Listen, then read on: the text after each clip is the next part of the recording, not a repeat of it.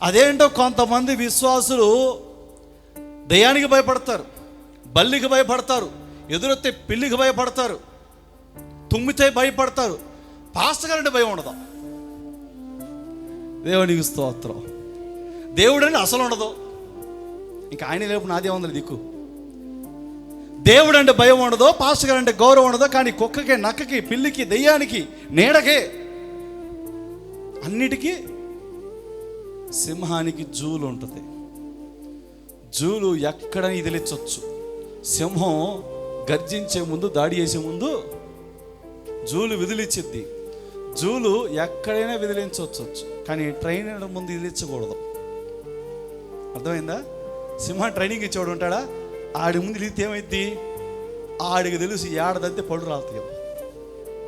దేవుడికి స్తోత్రం. సింహాలన్నిటికీ సేవకులు ట్రైనర్లు. అర్థం చేసుకోవడం అర్థమైనంత